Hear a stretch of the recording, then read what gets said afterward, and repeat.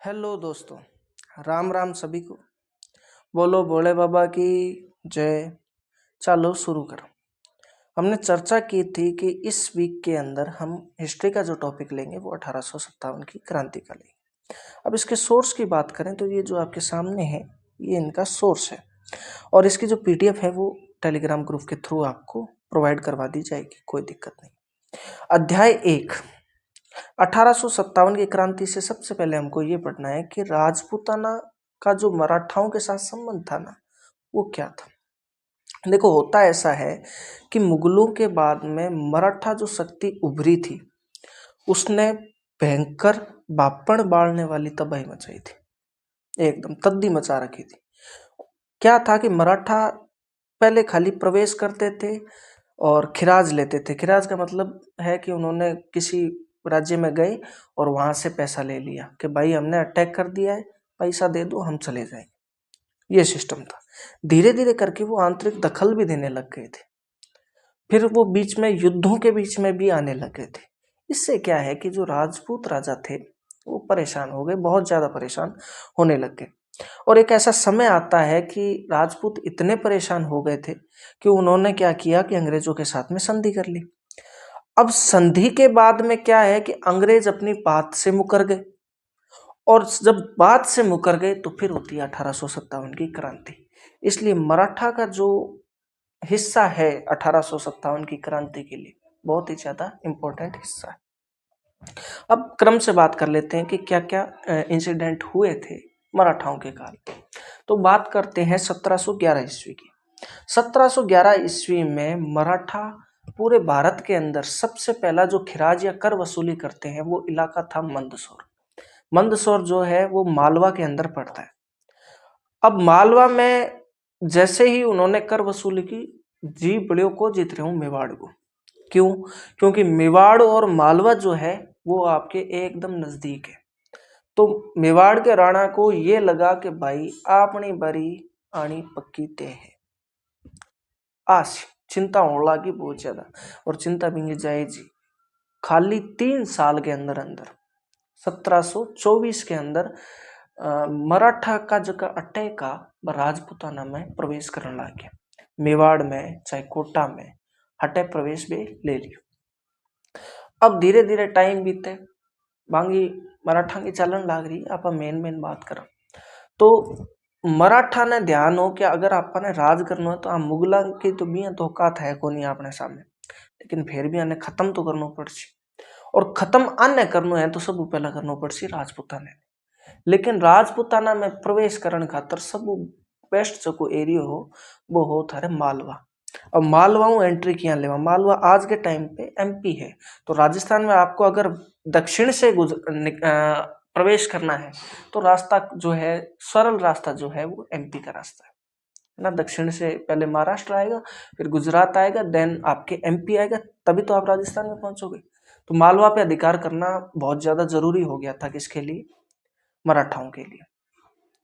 तो भाई मराठा करते क्या है, बार बार अटैक कर रहे थे। तो 1732 के अंदर क्या होता है कि मुगल जो थे वो बार बार मालवा के सूबेदार बना रहे थे, क्योंकि बार बार मालवा पर अटैक हो रहे थे मराठाओं के द्वारा। 1732 के अंदर सवाई जय सिंह, क्योंकि हम राजस्थान के संदर्भ में पढ़ रहे हैं तो हम राजस्थान के राजाओं की बात करेंगे। 1732 के अंदर सवाई जय सिंह जो थे वो मालवा के सूबेदार बनते हैं। और सूबेदार बन तो गयो जय सिंह, लेकिन भाई रे को जो कूट्यो भी नहीं मराठा। बहुत गंदी रेल बनाई। रेल बनाई नहीं जनबो के भाई सीधी बात है संधि कर लियो। के संधि तो कर लिया देश ही के भाई मालवा मूलवा तो अभी कौन दो 28 परगना है मालवा का सारा, ये ले लो। ठीक है, ले लियो। अब आगे के है सन हवे 1734। अब देखो बात सुनो, 1734 पहला तक मराठा मालवा में, अब 32 में थोड़ा बहुत प्रवेश मिल गया ने, मिल गया ने। लेकिन अभी तक खाली बे खिराज लैंड लाग गया। अभी तक बांगो और कोई योगदान को नहीं हो राजपूताना। लेकिन 1734 को जो साल आवे नहीं, वो साल मराठा सब पहली बार आंतरिक हस्तक्षेप करे बूंदी के अंदर। आ स्टोरी की है, आ स्टोरी समझो। बूंदी में राजा हो बुद्ध सिंह और एक राजा और हो, राजा को नहीं, एक व्यक्ति और हो, वो हो दलेल सिंह। दलेल सिंह जको हो वो सवाई जय सिंह को जमाई। तो सवाई जय सिंह के करियो के बुद्ध सिंह ने हटा और दलेल सिंह ने बिठा, वो युद्ध कर दिए और बुद्ध सिंह ने नीचे गिरा के दलेल सिंह ने बना दिया राजा। अब दलेल सिंह राजा बन गया तो बुद्ध सिंह ने पीड़ उसी को नहीं उसी हुई भाई, पीड़ हुई बिल्कुल ही। वो गयो सीधो मराठा कन, भाई आ बात है, थे मन राज दिला दो, थाने पिसा चाहिए मन राज चाहिए, डील कर ली। और मराठा के बाद में सवाई जय सिंह ने फिर कूट्यो जन सवाई जय सिंह आपने जाम तो रियो और राजा गुण बन गया बुद्ध सिंह। तो प्रश्न बनता है कि राजस्थान के अंदर मराठाओं का सबसे पहला आंतरिक हस्तक्षेप कब हुआ? 1734। कहाँ हुआ? बूंदी। उस समय राजा कौन था? बुद्ध सिंह। ये तीन चीजें क्लियर हो गई। अब एक बात बताओ, 32 में जय सिंह कुटीजो, 34 में जय सिंह कुटीजो, जय सिंह अब पीड़ में नहीं, एकदम पीड़ में। तो अब वो क्या कर से जय सिंह के है कि सारा राजा ने बुलाया, ये पीड़ में तो सारा राजा सारा दुखी है मराठा, लेकिन सब ज्यादा दुखी आत्मा जय सिंह। तो जय सिंह इतना बढ़िया बढ़िया काम कर यार, इतना जीत्यो, लेकिन मराठा आगे भी एक ही नहीं चली। जय सिंह ये कहो कि हुडा नाम की एक जगह है, भी हुडा के अंदर आसपास का जितना बढ़िया बढ़िया तकड़ा तकड़ा राजा नहीं मन बुलाए। आम तकड़ा राजा में कौन कौन हो? तो एक तो पहलू मेवाड़ है, हुडा आपके मेवाड़ में ही पड़े, तो एक तो आपके मेवाड़ है, उसके बाद में एक मारवाड़ है। मारवाड़ में उस समय जो राज था वो था अभय सिंह का।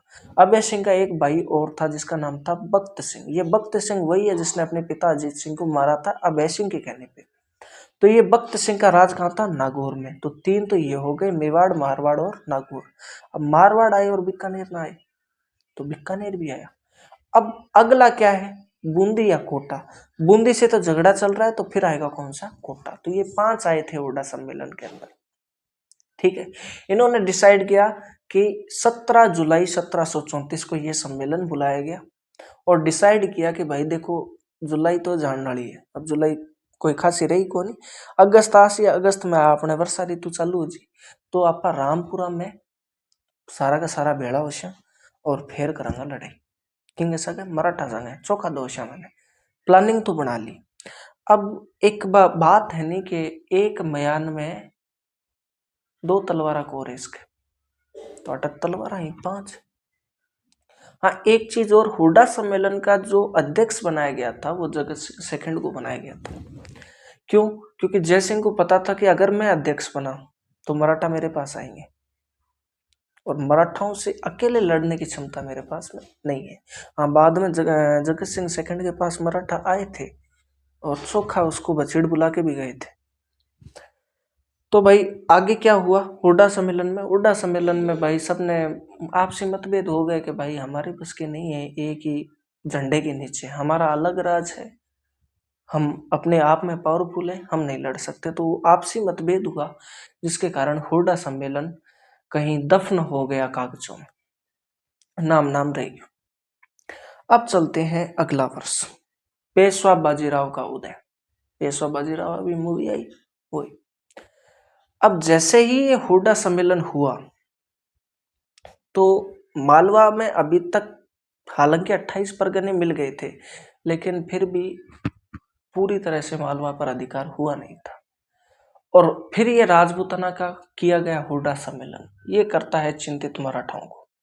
तो मराठा क्या करते हैं कि पेशवा बाजीराव के पास में कमान थी, बाजीराव कहता है कि अब तो मालवा पर अधिकार होके रहेगा। और मालवा कहाँ आता है? उत्तरी भारत में। तो उसने झंडे पे लिखा है कि उत्तरी भारत अब मराठा का है, चलो चल दिया भाई, वो चल दिया। तो जैसे ही ये बात पता चली मुगलों को कि पेशवा बाजीराव, क्यों पेशवा बाजीराव की ख्याति हो चुकी थी, बहुत ज्यादा हो चुकी थी, तो उस ख्याति को देखते हुए मुगलों के तो हाथ पांव फूलने लगे। मुगलों ने कहा कि भाई इससे लड़ने की हिम्मत हमारी है नहीं, जब ये नहीं था तब भी हमारे पार नहीं पड़ रही थी, अब तो ये आ गया तो केकरा कि कौन संधि। उत्तरी भारत में एक जगह पड़ा दूरासराय, दूरासराय में बुला लियो किने? पेशवा बाजीराव ने कि तू आ जा संधि कर। और संधि करी, दूरासराय की संधि कब हुई? 1735 के अंदर ही हुई। और इसमें क्या क्या दिया गया था कि मालवा का जो कंट्रोल है फुली वो दे दिया गया था आपको मराठाओं को, और साथ में दिए गए थे 50 लाख रुपए। तो ये याद रखना है कि पेशवा बाजीराव ने इसमें युद्ध नहीं लड़ा था, ना मुगलों ने लड़ा था, ऐसे ही हार मान ली थी। जैसे पाकिस्तान ने सरेंडर किया था ना, वैसे मुगलों ने सरेंडर कर दिया था। ठीक है। 1735 के मालवा के अधिकार के बाद में राजपूताना की हालत खराब कर दी थी मराठाओं, क्योंकि अब तो एक्सेस मिल गया उनको फ्री, और उन्हें धमाधम कूटा राजपूताना को। एक 1742 का किस्सा है कि मराठा जोधपुर तक पहुंच गए थे, और जोधपुर के जो पाली में आज के टाइम पे जेतारण है, रायपुर है, ये जो जगह है, यहां तक कर वसूली की थी। तो फिर ये तो आप समझते ही हो कि अटैक कितने हुए होंगे। एंट्री पॉइंट चाहे मेवाड़ है, मेवाड़ से गुजर के मारवाड़ पहुंच गए, ये बहुत बड़ी बात है। आगे चलते चलते एक सन आता है 1776। अब क्या है, जयपुर वालों के हमेशा याद रखना मराठाओं से पीड़ ही रही है, तो मराठाओं के खिलाफ जब भी नाम आएगा सबसे पहले नाम आएगा जयपुर वालों का। अब राजा चेंज हो चुका है, अब राजा आया है पृथ्वी सिंह। पृथ्वी सिंह मराठाओं के खिलाफ देखता है कि भाई कौन बंदा खड़ा है, तो उसको बंदा मिल जाता है। वो बंदा था कौन से? अंग्रेज। तो 1776 में वो मुलाकात करता है। एक प्रश्न बनता है कि राजपूताना में सबसे पहली मुलाकात अंग्रेजों के साथ किसने की थी? तो पृथ्वी सिंह ने की थी। कब की थी? 1776 के अंदर की थी। डन। ये मुलाकात का कुछ भी नहीं निकला था और ये फेल हो गई थी, क्योंकि उस टाइम पे अंग्रेज आए थे और उनको जरूरत नहीं थी, उनको जरूरत लगी नहीं राजपूताना के साथ में, तो ये पूरी तरह से फेल रही थी 1776 की जो वार्ता हुई थी। उसके बाद में देखो बात ऐसी है कि समय तो सबका आता है और समय आया भी।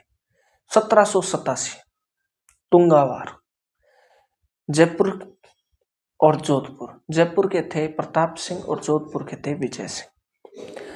ये दोनों क्या करते हैं कि गठबंधन करते हैं। जयपुर वालों को पता था अकेले पार नहीं पड़नी है, पहले भी किया था इन्होंने सम्मेलन, इस बार भी इन्होंने दोनों ने मिलके, और महादजी सिंधिया थे उस टाइम पे, और उनको पटक पटक के मारा, धोया। जब ये युद्ध खत्म हुआ और ये बात पता चली अंग्रेजों को, तो अंग्रेजों के दिमाग में ये बात आ गई कि राजपूताना की हेल्प लेनी पड़ेगी। डन। आगे हालांकि डांगा और पाटन के युद्ध में विजय सिंह और प्रताप सिंह को मराठाओं ने धोया था, लेकिन एक बार तो अंग्रेजों के दिमाग में ये बात आ गई। अब धीरे धीरे टाइम बीता, मराठाओं की शक्ति धीरे धीरे क्षीण होने लगी। समय आता है 1803। अब अंग्रेजों की पावर बढ़ने लग गई थी, तो 1803 के अंदर एक सेनापति था जिसका नाम था अंग्रेजों का लॉर्ड लेक। वो पड़ा था सिंधिया के पीछे, और वो सिंधिया के पीछे पढ़ता पढ़ता राजस्थान के आ गया। राजस्थान के अंदर भरतपुर में आ गया, क्योंकि सिंधिया को भरतपुर के राजा रणजीत सिंह ने वो अपना आश्रय दे दिया था। बाद में ये जो संधि होती है, ये बाद में मैं बता दूंगा भरतपुर का क्या सिस्टम हुआ था। लेकिन 1803 के अंदर आपको ये याद रखना है कि लसवाड़ी के युद्ध में सिंधिया को हराया था। किसने? लॉर्ड लेक ने। अब जब अंग्रेजों ने हराया तो राजपूताना के मन में आया कि इनसे पीछा छुड़ाना है तो अंग्रेजों के साथ में क्या करनी पड़ेगी? संधि करनी पड़ेगी भाई। तो बिल्कुल 1803 में 4 रियासतों के साथ संधि हुई। पहली थी भरतपुर के साथ में, दूसरी थी अलवर के साथ में, तीसरी आपको पता है रोड़ा किसका था? जयपुर जोधपुर वाला, तुंगा वाले, तो जयपुर जोधपुर की ये 4 आपकी रियासतें थी। डन। हाँ, ये भरतपुर का एक किस्सा है बहुत इंटरेस्टिंग, इसे मैं संधि के टाइम पे बता दूंगा, कोई दिक्कत वाली बात नहीं। अब आगे चलते हैं। आगे जो संधि हुई, इसमें अंग्रेजों को फॉर्मेलिटी करनी थी।